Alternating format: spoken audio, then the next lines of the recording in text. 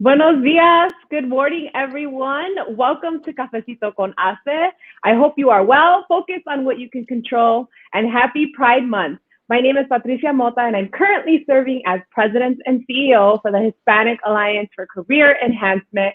We are a national nonprofit whose mission since 1982 is to positively impact workplaces by cultivating the pipeline of Latino talent, providing Latinos the insight, access, and development to be successful in their careers.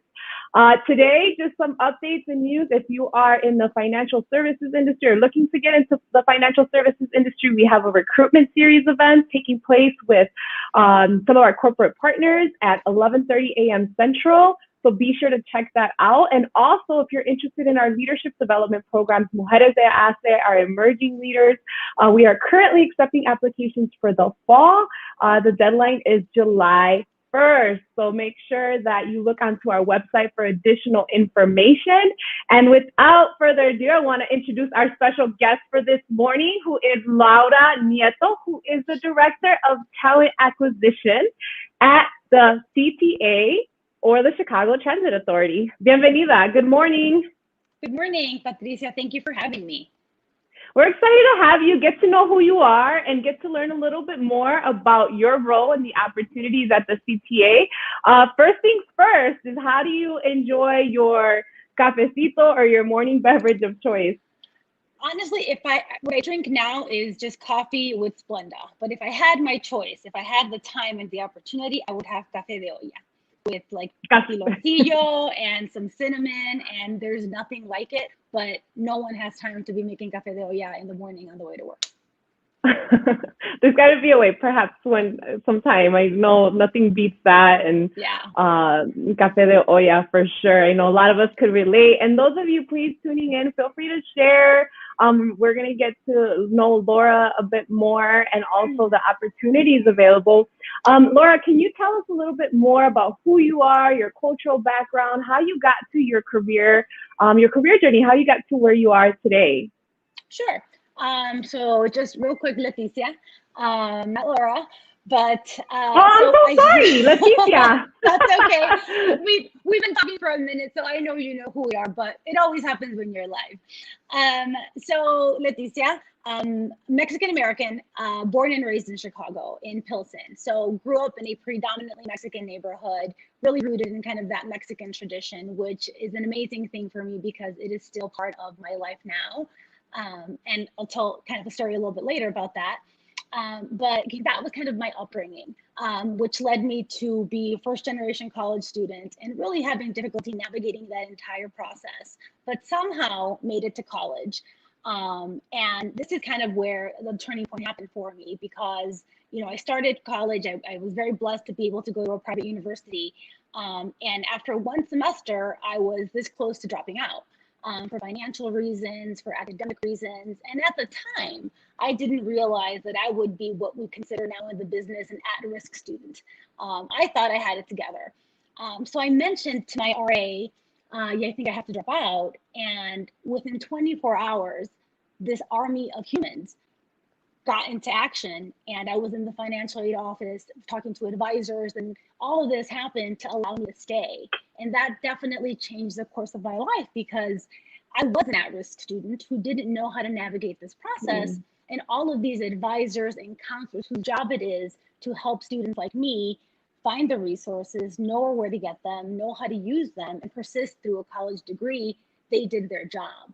And that changed my perspective to what access means, which is why your guys' theme is so exciting to me, because I didn't realize that I didn't have that access until I needed to use it and didn't know how. So they changed that for me, was able to finish my degree, and immediately thought, well, what do I do now? I know I want to pay that forward. So I started a career in higher education, and spent 18 years of my career working with college students to talk about how to get into college, how to pay for college, and how to make sure you persist all the way through to get your 4-year degree. And did that for 18 years happily, until I realized I've been doing this because I love my school and what it did for me, but I don't think this is the career that I want. So I went back to school and started to look for jobs in HR, which is what led me to CTA. And so I joined CTA 3 years ago. as a temporary recruiter of all things. And I thought, you know what, I'll stay here for 4 to 6 months. I'll learn, I'll network, and then I'll go off and I'll find my next big job in HR. You know, sometimes you have to take a lateral move or a step down when you shift careers, and I did that, knowing that this is for the greater good. And week after week, I started to meet people here and realized this is a special place. You know, I met people who left the private industry to come and work in public service because they loved the mission of CTA. People who joined here as part-time employees, you know, at the front lines and worked their way up to senior managers and general managers and vice presidents, having started as bus operators. And you hear all of these stories and you think, we're making a huge impact here. And what's more, this organization is impacting the city that we live in a tremendous way. And we saw that during the pandemic this year, how essential the service that we provide is. And I thought, well, I don't want to go. Now I want to stay. So those 4 months turned into 3 years. And so now I'm the director of talent acquisition here, and here we are. What a powerful story, Leticia. I want to say Leticia a couple of times. I think many of us could relate. And as a familia, I think there were some key nuggets that I really took away as I was listening to you share your journey. And first and foremost is you talked about tying in your passion to your initial career, professional career journey, right, in higher education. And your passion behind helping those that perhaps are, you know, you mentioned high risk or are underserved community, for example. But also the other thing that I heard in that story that I truly believe that sometimes because of our cultural value of humility and traditional values, doesn't mean we all, because we're Latinos, Hispanics, we have that, is sometimes we don't ask or we don't share. Like when you talked about having financial hardship as a college student, which a lot of our college students face, you know, I've faced, is the power of asking. You went to your RA, you asked, and you never know what resources will come to your disposal, right? And I think sometimes we find ourselves in a situation and it's empowering ourselves to build the confidence to share what's going on, to ask for those around you, because you never know who's going to lend that helping hand or what resources or connections that we will have. And then the third thing, Leticia, because I think that your story was super powerful and thank you for sharing, is being open to evolving in your career, right? You went back to school, you shifted from higher ed, public, service industry, and so it's for all of us, no matter where we are in our career journey. I think some special key nuggets for all to take away. And so this year, Leticia, we asked it, comes up with the theme. And this year, it's We Lead at the Intersection of Identity, Equity, and Unity. And there's so many concepts that fall in each of these areas. Identity being embracing the intersectional identities we bring to the table, the equity piece, whether it's processes within organizations, but also advocating for ourselves. And the unity is being able to support across communities. What comes to mind when you hear this theme? I love this theme, Patricia, because it's been at the center of my experience, both, like I told you, the education part and even now in my professional career. And I really think that you can't work towards equity and unity if you don't focus on identity. Like we can't change the things that need to be changed if we don't know who we are as a community and we embrace that diversity and that identity. One of the other departments that I oversee here at CTA is outreach and engagement. And we've been so focused on naming that cultural diversity and making sure that nobody feels left out. And we're going to miss some once in a while, and that's okay, but we're going to catch them next year because this is not the year. Given the things that have happened over the last few years, it's not the time to melting pot us all into one identity. Right now is the time to say, this is who I am. I am Mexican American. I identify as she. These are my needs. And we can't really work towards equity and access if we can't at least name who we are. And I say that because I think about it now, and from kindergarten through high school, I went by Leticia. And I don't know when it happened, and I don't know the first time somebody mispronounced my name, but I knew that I wasn't going to correct them because that was the American version, and we're in America. And it didn't dawn on me that my name is Leticia, and that's my name. And it's okay to say, my name is actually Leticia, and it's not that hard, and I'll help you pronounce it. Let me teach you something new. But we're so used to being like this, like, oh, humility, as you said. And that's the opposite of what we should be doing. We should be celebrating the diversity. And a lot of our social media posts and even our inward communication has focused on saying, this is Hanukkah. Share with us what this means to you, CTA community, or it's Black History Month. Share with us what businesses are important to you, who's impacted your life from that community, regardless of where you're coming from. Tell us what that means to you. So to me, this idea of identity, it comes first before we can actually move on to the access and to the unity. But it's such a powerful theme because I think it's important in society, it's important in the workplace, so that our employees feel like they're being heard. And the more that you recognize that diversity, the more engaged your employees will be, the more you'll be recognized as an organization that embraces and celebrates diversity. And to us, that means that more people will want to join us. More diversity means more creativity, more productivity, and everybody wins. Yeah, no, excellent point. Those of you tuning in, Hace Familia, please share your thoughts in terms of this theme that we have and why it's critical that we come into the spaces and say, hey, my name is Leticia, right? Or I say Patricia in spaces, and I think it's critical, right? So that we learn to then others embrace and appreciate the differences that we all have and bring to the table. So those of you tuning in, get your questions ready. We're gonna spin a little bit more and towards talking about the CTA and the partnership that we have at HACE.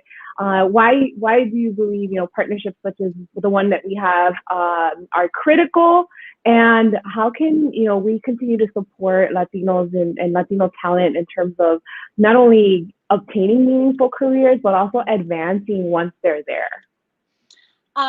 So the Latino community is all about referral and word of mouth, right? Like if you see a sale, the first thing you're going to do when you get home is call your grandmother, call your friends, call your cousins, and you're going to say, listen, I saw this, you should go take advantage. And we're banking on that part of the culture. And we know that HACE has over 70,000, people all across the country in their community. So when we have jobs that we have available, our reach can be so much stronger when we partner with an organization like HACE.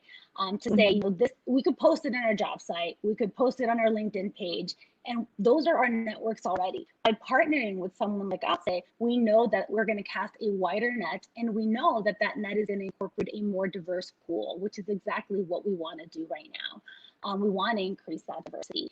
We've also taken advantage of the virtual fairs, especially the quick shift that HACE made from on-site to virtual was critical this past year. And being able to look at the resumes of the individuals that work with you all to see what we're looking for, and not just wait for those applications to come to us. Like those types of tools are what help us leverage our applications and help us move that needle to make sure that our workforce is as diverse as possible, because we know that we don't need it to be, we want it to be, we want that diversity. And it's definitely helped us. We have seen a shift in the applicants that we get. We've seen a shift in applications from Latinos and in hires from Latinos this past year. And we know that it's because of the efforts and the partnerships that we have with organizations like HACE. Plus, we also know, all the leadership and professional development opportunities that you even mentioned before our call, so that when we do get applicants from your organization, we're going to see a quality candidate for whatever jobs we have, and we have them all across the board.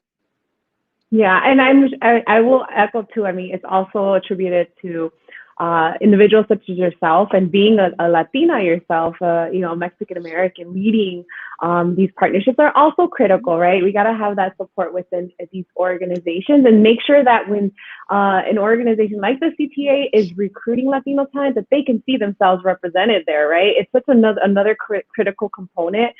There's a statistic by the Center for Talent Innovation that surveyed Latino professionals, and 76% surveyed said that they feel that they had to repress some part of their persona or component in the workplace. And a lot of it is because they don't see themselves represented either in the leadership roles or within the organization. And so that's why it's so critical to have individuals like you, Leticia, to share your stories and to be in these leadership positions. And so for those of you tuning in, get your questions ready. What advice or do you have for those that are looking, let's say, are interested for opportunities at the CTA? Sure. I would say persistence for sure. And be your own best advocate. Many candidates make the mistake of having kind of the same resume for every job that they apply for. And you have to understand that every job is going to ask for a completely different set of skills, a completely different set of requirements.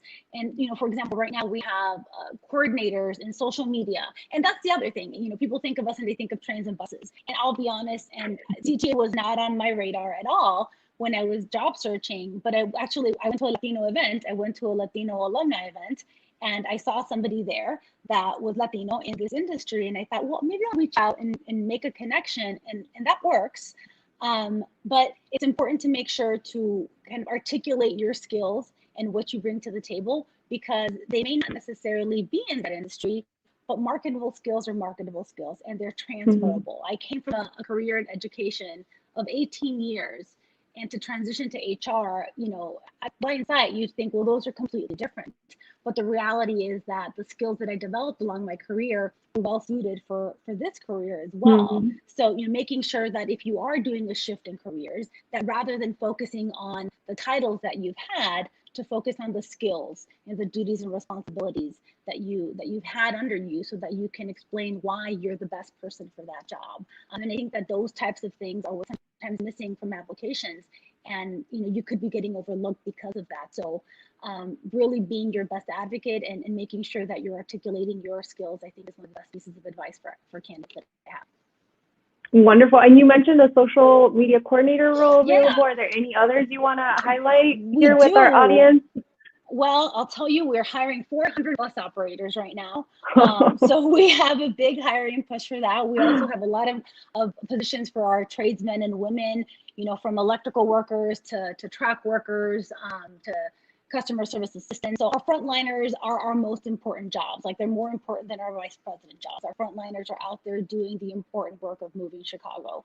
But we also have some, jobs at 5, 6, 7, some corporate jobs. And I think that's what sometimes people don't think when they see us at a job fair. They're like, oh, I don't want to drive a bus. And we're like, but wait, do you work in technology? Or do you want to be a legal assistant? We're looking for a director in purchasing. We're looking for a vice president in technology.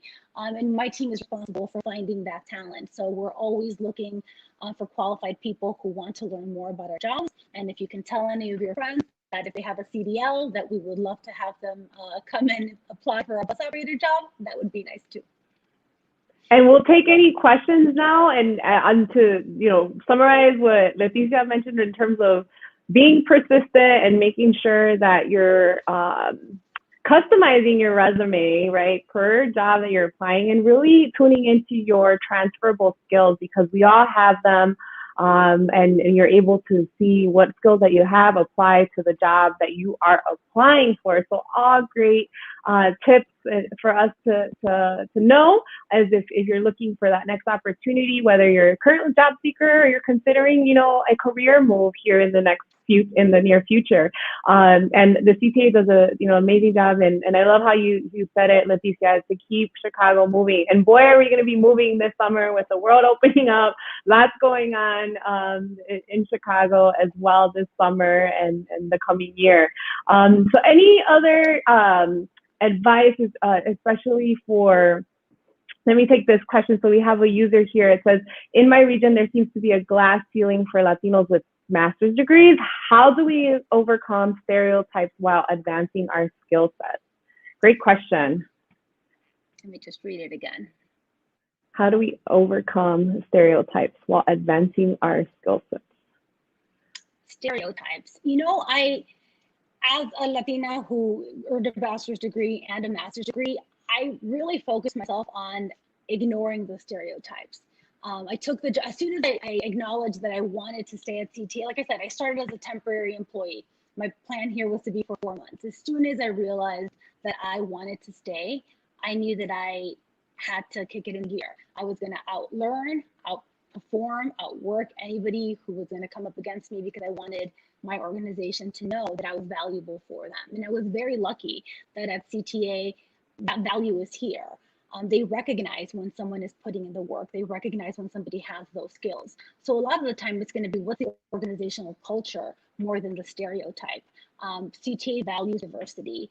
And I definitely lucked out with a leadership that supports people who want to continue to grow and build a career at CTA, not just have a job, but build a career here. And as soon as I knew that that's what I wanted, I thought, okay, well, I'm going to do everything I can on my side. Now let's see if this organization is going to meet me halfway. And I was very lucky to do that.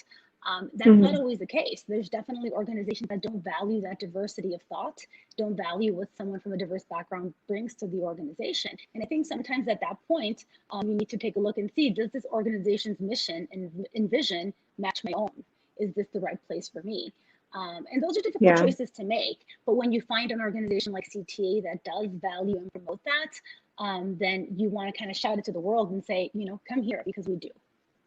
It's got to be a fit, right? And you also, leverage programs such as our asset leadership programs that help you really navigate and think through what that could be like. And so we have Layla asking, how do you package your life experience into your corporate story without sounding like a stereotype? So this is a theme for today.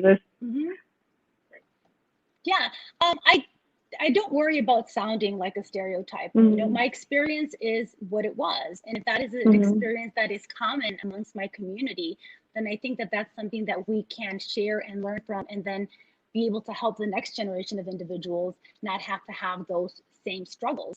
Definitely any of the students that I worked with were a lot better suited to start college because the people before them were able to provide them the tools and the resources to avoid that. And the next generation will be that much more ready, and that stereotype will dissipate. We have to embrace that. And that's not something that I try and hide. That's something that was part of my experience. Yeah, we have to be proud and empower ourselves to be proud of our stories and our unique experiences and the value add that brings to being in organizations. Leticia, one thing you're hopeful for this year, and we'll wrap it up. Sure. Hopeful for what the city has coming. I think we've been in the shadows.